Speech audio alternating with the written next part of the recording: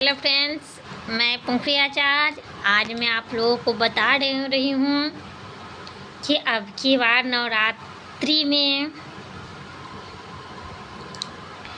माँ किस चीज़ का सवारी करके आ रही है।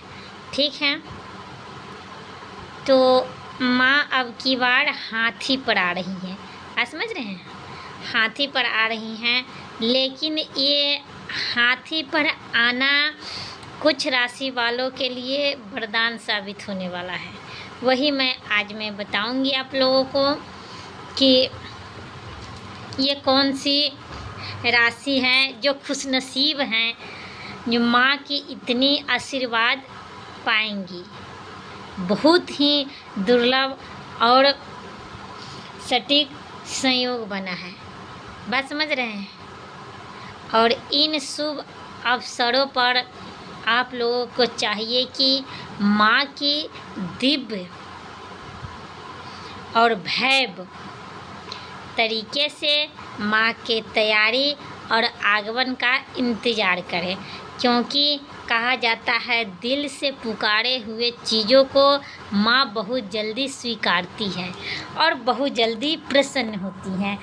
तो आप लोगों को दिल से माँ को बुलाना है। अब की बार ये कहना है कि नहीं, अब की बार तो माँ मेरे पास घर आएंगी। और आएंगी कैसे नहीं आएंगी? मैं उनकी बेटी हूँ, मैं उनकी बेटा हूँ, मैं उनकी औलाद हूँ। वो आएंगी तो आएंगी कैसे नहीं। ऐसे अगर आप लोग निश्चय और श्रद्धा भाव से ऐसे जब करोगे ना, ऐसे अगर आप लोग इंतज़ार करोगे, अब हर्षो उल्लास से अगर माँ को बुलाना चाहोगे तो माँ अवश्य आप लोगों को घर आएंगी और आप लोगों के सारी कष्टें, सारी विपदाएं हर ले जाएंगी। क्योंकि माँ शब्द में पूरा जन्नत है, इतना जान लीजिएगा। माँ शब्द में पूरा जन्नत है। लेकिन हाँ, उन लोगों को विपदाएं कभी नहीं मिटेंगी जो पत्नी की दुख देती हो और माँ की दुख देती हो, इतना जान लीजिएगा। क्योंकि पत्नी भी एक माँ से सम्मानित होती है और माँ भी एक माँ से सम्मानित होती है। और मेरी माँ जगत जननी माँ दुर्गा माँ से भी सम्मानित होती है। इसीलिए अगर आप लोग अब की बार नवरात्रि में माँ की फुल कृपा अगर चाहती हूँ तो इन दोनों को आपको दिल नहीं दुखाना है। अगर ऐसे तो बुढ़ापे में इंसान कभी कुछ भी कह देता है, लेकिन उनको इग्नोर करके माँ के खुशहाल जिंदगी और खुशहाल तमन्ना के लिए आपको तत्पर रहना है। और मैं एक और उपाय बताऊंगी कल, जो बिना पूजा, बिना जप, बिना अनुष्ठान और बिना व्रत किए हुए भी माँ की फुल कृपा आप प्राप्त कर सकते हैं।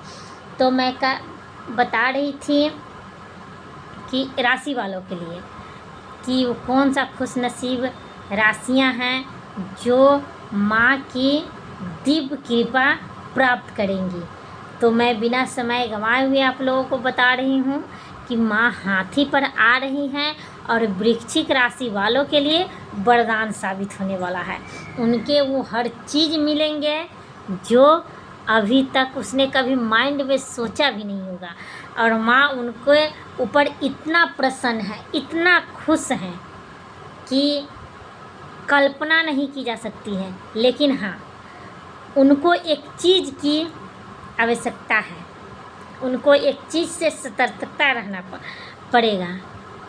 उनको इन चीज़ों को सतर्क करके रहना पड़ेगा। अपनी नेचर जो है, अपनी नीयत जो है, डगमगाने नहीं देना है नवरात्रि पर। नवरात्रि भर क्या, पूरे ज़िंदगी में अपने नेचर को कभी डगमगाने नहीं देना है। बहुत औरतों को मैंने आँख से देखी हूँ, बहुत ऐसे औरतें हैं जो अपने मर्द को रहते हुए भी दूसरे मर्द के गैर मर्दों पर अपनी निगाहें बनाई रखती हैं। इन सब चीज़ों से वृश्चिक राशि वालों को दूर सदा के लिए हो जाना है। और इन नियमों का अगर वो पालन करेंगी और अगर कभी उनसे भूल ऐसी हुआ होगा कुमार में, शादी से पहले या शादी के बाद, तो माँ से एक ही प्रार्थना करना है कि माँ, मैं नादान थी, मुझसे ये गलती हो गया, अब तुम क्षमा करो और मुझ पर कृपा प्रदान करो। ऐसे शब्द पूरे नवरात्रि भर करना है और माँ को दिल से याद करना है। आपकी राशि ऐसी है जो अगर मीन राशि अगर नहीं होता तो समझो कि सारी राशि पर ये वृश्चिक राशि अकेले राज करता है, पूरे राशि पर अकेले राज करता है ये।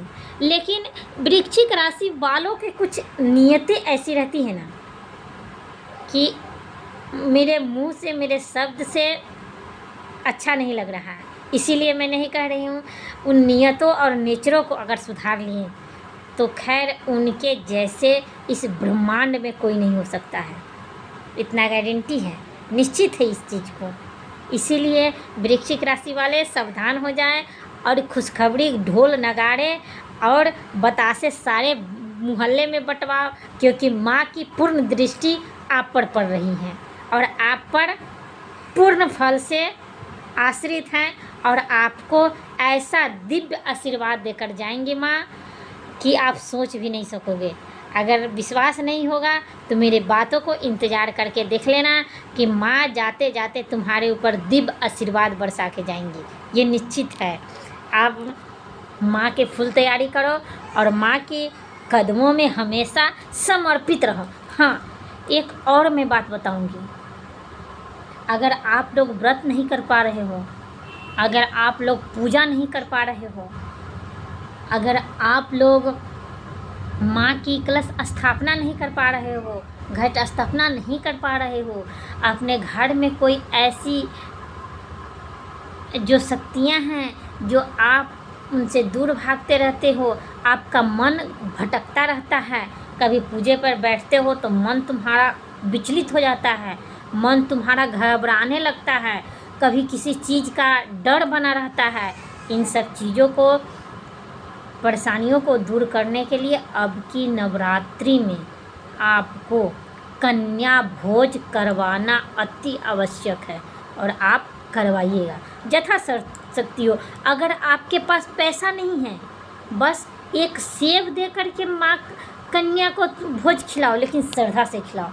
एक हलवा पूरी माँ को के नाम से कन्या भोज करवाइए, बात समझ रहे हैं, और आपकी ज़िंदगी मंगलमय होने वाली है। और हाँ, एक और बात मैं बता रही हूँ, आपको पूरे नवरात्रि भर अगर व्रत अनुष्ठान घट स्थापना ये सब नहीं कर पा रहे हैं तो पूरे नवरात्रि भर सोते उठते बैठते जागते कहीं भी रहो, हे माँ जगत जननी जगदम्बे, माँ दुर्गे मुझ पर कृपा करो, माँ मुझ पर कृपा करो, हे माँ जगत जननी जगदम्बा, हे माँ जगत जननी जगदम्बा, ऐसे शब्द आपको कहना है हर हाल में, 24 घंटा अगर हो सके तो कहना है।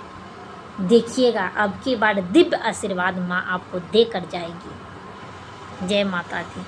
माता रानी मेरी सभी इष्ट फैमिलियों को खुशियाँ प्रदान और धन दौलत प्रदान करें।